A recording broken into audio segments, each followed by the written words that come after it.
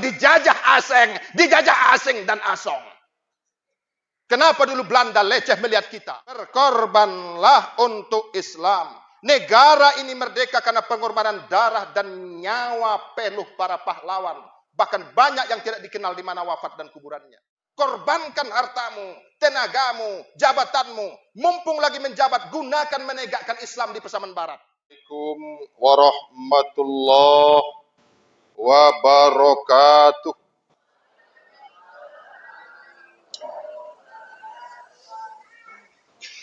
Allahu Akbar, Allahu Akbar, Allahu Akbar. Allahu Akbar, Allahu Akbar, Allahu Akbar. Allahu Akbar, Allahu Akbar, Allahu Akbar. La ilaha illallah, Allahu Akbar. Allahu Akbar walillahil hamd. Allahu Akbar kabira walhamdulillahi katsira wa subhanallahi bukratan wa asila. La ilaha illallah wahdah sadaqa wa'adah wa nasara abdah wa azza jundahu wa hazamal ahzaba wahdah. La ilaha illallah wallahu akbar. Allahu Akbar walillahil hamd.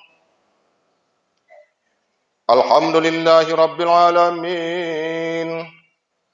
Allahumma la nuhsi thana'an 'alaika anta kama asnaita 'ala nafsik. Ashhadu an la ilaha illallah, ashhadu anna Muhammadar Rasulullah. Ayyuhan nas ittaqullah. Inna a'tainakal kautsar fasholli li rabbika wanhar. Inna syani'aka huwal abtar. Jamaah Idul Adha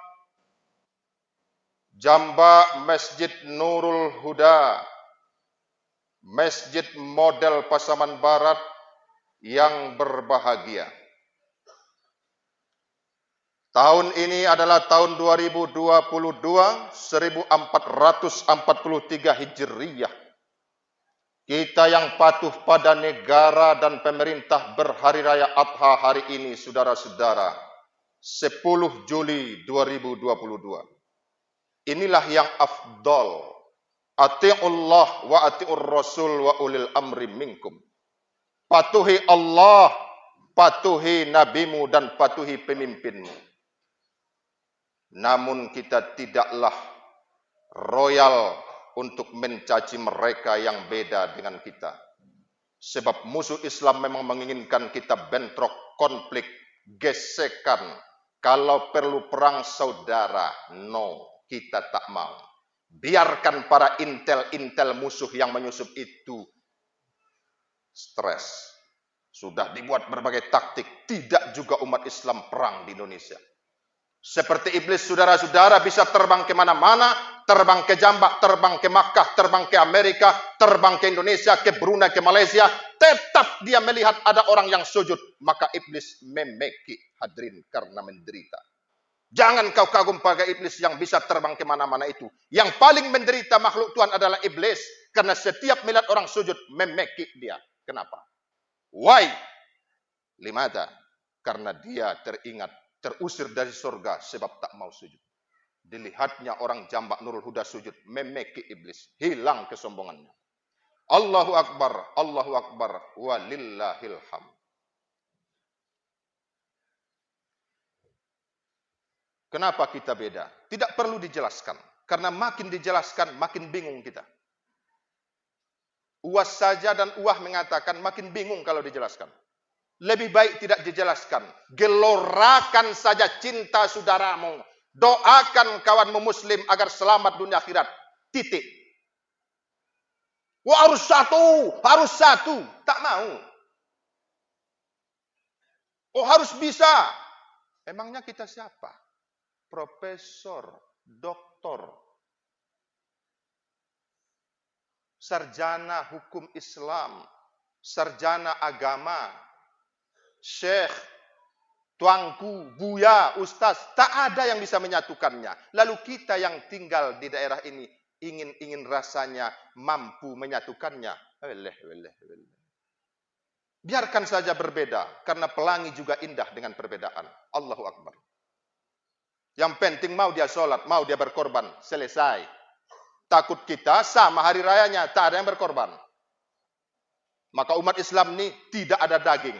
Makanannya rimbang, toruang, kincuang, kopunduang. Akhirnya tidak ada tenaga power. Lalu dijajah asing dan asong. Kenapa dulu Belanda leceh melihat kita? Soekarno mengatakan, saya baca dalam bukunya Hadirin, Jamaah Idul Adha, Jambak Nurul Huda. Pertama Belanda datang 70.000 orang. Umat Indonesia, Nusantara saat itu sudah ada 60 juta. Situna miliun, 60 juta. Belanda 70.000. Kok bisa-bisanya kita dijajah oleh mereka? Karena kita saat itu nenek kita kecil. Tidak sampai 2 meter. Kakek kita kecil. Kurus-kurus lagi. Besar perut daripada kepala. Maka Belanda yang tinggi besar datang, leceh dia. Ditengoknya pula hidung kita, pesek-pesek. Enggak, iya ini makanan ini, kata Belanda dan Portugis itu. Makanya kata Rasulullah, berikan daging. Berikan daging. Dengan daging itu, maka manusia akan terbutuhi proteinnya, nutrisinya, kuat dia. Besar dia, seperti saya. Besar. Berapa tingginya Rasulullah? Wahai Ali Jufri, wahai Habib Umar, wahai Abbas Sekumpul, berapa tinggi Rasulullah kira-kira? Kalian kan sering mimpi. Ditanya oleh pencinta muridnya, berapa tinggi Rasulullah? Kalian kan sering mimpi Nabi. Maka dijawab oleh mereka itu. Rasulullah kira-kira lebih kurang tingginya dulu 2 meter.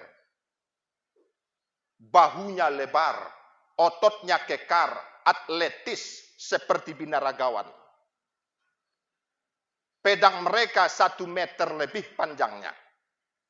Ahli gulat, ahli silat, ahli karate, ahli kungfu, ahli taekwondo, ahli krav maga. Itulah Ali, Umar, Hamzah, Ja'far, Tolhah, Zubair, Khalid bin Walid. Makanya takut orang. Coba tengok warga Indonesia sekarang. Di mana-mana main bola KO. Main bola KO. Awak sudah menonton jam 3 begadang. Kalah juga. Lawannya apa itu? Itu sebelah kita. KO. Kenapa? Kurang daging. Makanya yang berkorban 14 ekor kata Ustaz Suharjo kepada saya. Bagus. Anda sedang menguatkan umat Islam. Allahu Akbar. Allahu Akbar. Allahu Akbar. Allahu Akbar. La ilaha illallah. Allahu Akbar. Allahu Akbar walillahil hamd. Ketika haji, maka berdengar isu viral di grup WA di masa itu, tapi belum ada WA. Umat Islam tuh di Madinah kurang makannya, tidak ada gizi vitamin, kurus mereka sekarang. Maka jangan takut wahai kafir Quraisy, kata Abu Lahab, Abu Jahal. Mereka mau naik haji kabarnya. Kowa, kita sergap. Datang berita dari intelijen lapangan James Bond kepada Rasulullah. Kira-kira seperti itulah. Ada namanya intel Nabi 7 orang. Dikiranya Nabi itu tak cerdas. Hanya bisa zikir saja. Oh enggak. Nabi itu seorang ahli perang. Ahli siasat yang luar biasa. Dilaporkan intelijen. Woi, orang Makkah kafir itu sedang menganggap kita ini lemah. Ya Rasulullah, bagaimana caranya? Oh, ada kata Nabi. Begitu haji, Nabi kumpulkan sahabat. Buka lengan tangan kalian. Nah, itulah ihram tuh Bapak Ibu. Dibuka. Baju ihram itu tidak boleh menutup lengan. Salah satu lengan terbuka. Apa gunanya? Tunjukkan tanganmu kekar berotot siap perang setiap waktu 24 jam. Kelilingi Ka'bah. Jangan kalian itu pelan-pelan tawafnya, berlari-lari. Menunjukkan engkau masih punya tenaga. Jangan kalian sa'i pelan-pelan. Seperti jalannya itik, jangan. Lari-lari kecil. Supaya mereka tahu kita siap bertempur, berkarate kapan saja. Rupanya ada kaitan kekuatan Islam dengan haji dan kurban. 14 ekor. Berapa ekor di sini? Ada. Bisa jadi tahun depan Akbar, kata Ustadz Suharjo itu buat 40 ekor. Setiap rumah 1 ekor. Makan sebulan daging itu. Maka sebulan kemudian ukur berat timbanganmu. Lalu pergilah ke fitness, ke game. Setahun kemudian kekar. Siapa yang mau menjajahmu di sini? Tidak ada. Kita tidak dikendalikan, tapi mengendalikan. Tidak ada yang menguasaimu, tapi engkau itu berkuasa. Coba sekarang, harga sawit siapa yang menguasai? Akibat lemah, leceh mereka melihat kita. Sudah hidung pesek, keriting, pendek-pendek, kurang gizi. Makan nanti daging kurban, tuh hadirin Bapak Ibu sekalian. Bagikan. Kata ulama, jangan samakan memberikan daging kepada miskin dengan si kaya. Jangan, no. Nahi. Di sudut sana ada saudaramu muslimin. Marga Caniago, di sana Siregar. Di sana ada orang Jawa Timur yang baru pindah, kurus, berikan daging 5 kilo. Makan ya, kalau kurang minta saya. Islam harus kuat seperti Rasulullah. 3 kali Nabi bertarung gulat dengan pemenang nomor 1 Makkah. Selalu menang. Kenapa? Nabi makan daging kambing. Datang isu berpuluh tahun. Daging kambing itu membuat hipertensi darah tinggi. Daging kambing itu kolesterol. Daging kambing itu, waduh, bahaya. Siapa itu? Ketika disuruh oleh Allah, sembelih anakmu wahai Ibrahim. Ya Allah, ditutup matanya. Dengan apa Allah tukar Ismail? Dengan sapi atau dengan kambing? Inilah dalilnya, kata Imam Nawawi, daging kambinglah yang terbaik di dunia ini. Kambing kibas domba sama. Makanya mereka yang berkorban dengan seekor sapi 7 orang, lebih afdol 1 orang membeli seekor kambing bulat. 1 orang 1 kambing. Jangan tinggalkan sapimu nanti. Tetap sembelih, rugi nanti bosnya. Afdolnya itu. Sapi pun ada di Al-Quran, surah Al-Baqarah. Mulia. Jadi orang miskin berikan banyak daging. Yang kaya-kaya tuh kasih aja 0,5 kilo. Karena apa? Tiap hari dia makan daging. Pergi dia ke Padang, pergi dia ke Jakarta, daging terus di rumah makan. Sudah bergizi dia. Nanti kelebihan gizi dia datang pula gulanya. Tak usah kasih banyak. Namun kaya miskin, kuat dan lemah, makan daging kurban. 1000 kilo kau makan daging yang lain, tidak pada Idul Adha, tidak pada hari Tasyrik. Waduh, tak ada bandingnya jika kau makan 1 potong daging atau kuahnya yang dari kurban pada hari ini dan 3 hari ke depan. Allahu Akbar, Allahu Akbar, walillahil hamd. Korbankan yang terbaik. Maka dulu kisah daripada korban ini bermula dari Adam, baru Ibrahim. Ada ayatnya. Warslu alaihim naba'abna Adam bil haqqi idz qarraba qurbanan fatuqbila min ahadihima wa lam yataqabbal minal akhar. Qala la aqtulannaka. Qala innama yataqabbalullahu minal muttaqin. Ingatlah wahai Muhammad, ceritakan pada umatmu. Maka sekarang saya ceritakan. Dulu Habil Qabil sengketa memperebutkan wanita. Nah, memang dari dulu wanita ini pangkal bala. Kecuali wanita jambak, hadirin. Kalau wanita jambak ini nanti ratu di surga. Allah Akbar. Karena rajin bersedekah. Masjidnya besar. Patuh pada suami. Tidak suka main HP lama-lama. Bertengkar Qabil dan Habil memperebutkan iklima. Karena saat itu manusia cuma mereka boleh menikah saudara kandung. Tapi jangan sekembar. Jangan sekandungan. Qabil lahir kawannya iklima. Habil lahir kawannya sekandungan kembar namanya Labudda. Labudda ini ya pontennya nomor 6. Iklima itu nomor 9 lah. Cantik sekali. Maka kata Allah, kawinkan anakmu. Tapi tidak boleh sekandungan. Iklima dengan Habil. Labudda dengan Qabil. Tidak terima Qabil. Ini pasti akal-akalmu ya. Kamu memang pilih bulu ya. Tidak terima saya. Tak ridho saya. Maka kata Adam, nah, oke. Kalau kamu tak ridho, pergilah buat ke atas bukit sana apa pekerjaanmu dan hasilmu. Letakkan. Mana yang hilang besok pagi jam 4 ketika fajar jam 5, maka dialah yang menikahi iklima. Qabil pekerjaannya petani. Biasa mencangkul, biasa memotong, kasar orang. Dicarinya sayurnya yang telah dimakan ulat-ulat, ibu-ibu. Bayamnya, sabinya, sawi, kacang-kacangan yang sudah dimakan ulat-ulat. Nah, dibawanya ke atas bukit. Nah, inilah korban saya. Habil yang jujur, dicarinya kibasnya yang paling gemuk. Yang paling gemuk dari antara ternaknya, dibawanya ke atas gunung, disembelih. Maka Fakhrul Razi dalam kitab Mafatihul Ghaib tafsir mengatakan, disambarlah oleh api persembahan Habil, yaitu kibas atau kambing yang besar. Hilang. Besok pagi dilihat, tinggallah di situ sayur-sayur si Qabil yang ceke itu. Ini pasti ayah doakan malam tadi supaya saya tak diterima. Berontak dia. Akhirnya diambilnya batu, dibunuhnya Habil. Allah Akbar, walillahil hamd.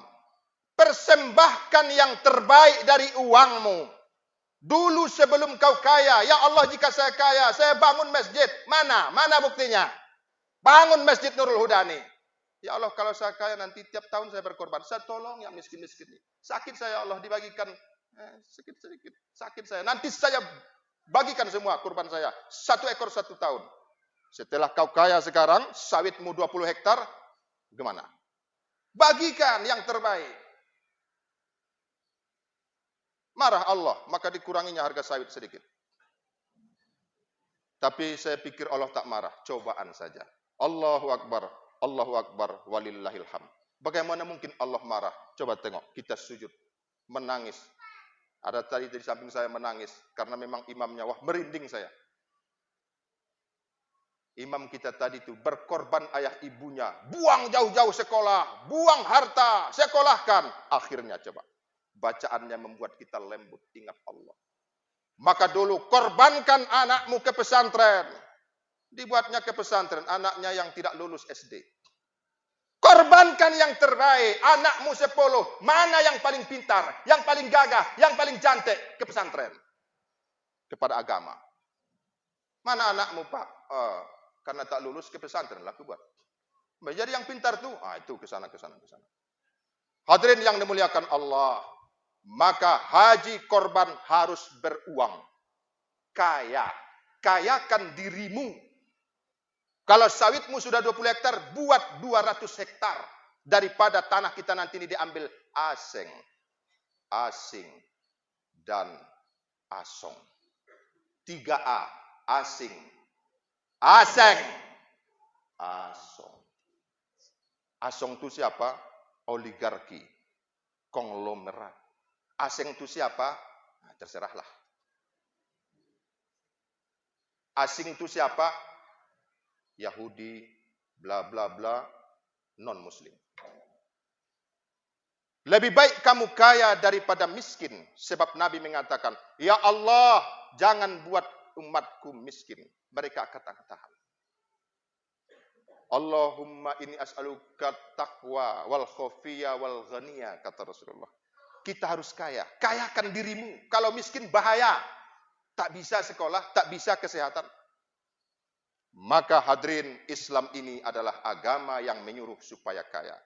Oleh karena itu, pada khutbah Idul Adha ini terakhir saya pesankan, berkorbanlah untuk Islam. Negara ini merdeka karena pengorbanan darah dan nyawa penuh para pahlawan. Bahkan banyak yang tidak dikenal di mana wafat dan kuburannya. Hanya sebagian yang menjadi pahlawan. Kalau bukan karena mereka, tak ada Indonesia. Maka Islam sampai dari Makkah, Madinah ke Indonesia, Nusantara. Karena pengorbanan mereka yang berjalan. Korbankan hartamu, tenagamu, jabatanmu. Mumpung lagi menjabat, gunakan menegakkan Islam di Pasaman Barat. Tapi setelah dia pensiun baru dia bicara Islam. Ketika menjabat dulu kemana dia? Korbankan. Ya Allah, kasihlah saya anak, kata Ibrahim. Saya tak akan pudar cintaku padamu. Karena saya Khalilullah. Inna sholati wa nusuki wa mahyaya wa mamati lillah. Untukmu semua hartaku, hidupku, matiku ya Allah. Benar ini kata Allah. Iya ya Allah. Oke. Dikasih anak. Bigulam Ibrahim. Dikasih Ismail. Maka asiklah bermain-main bercanda. Digendong-gendong seperti bapak ibu menggendong cucu, menggendong anak. Allah melihat. Ini Ibrahim sudah mulai pudar cintanya padaku. Ya Ibrahim, sembelih anakmu. Kenapa ya Allah? Kulihat cintamu sudah terbagi. Allah tidak mau disirikkan, tak mau dimadu. Cewek saja tak mau dimadu. Istri, apalagi Allah. Tidak ya Allah. Oke, kamu mengatakan masih cinta bulat padaku. Solati wa nusuki lillahi rabbil alamin. Yes. Sembelih anakmu. Maka tadi dia sangat sakit hati.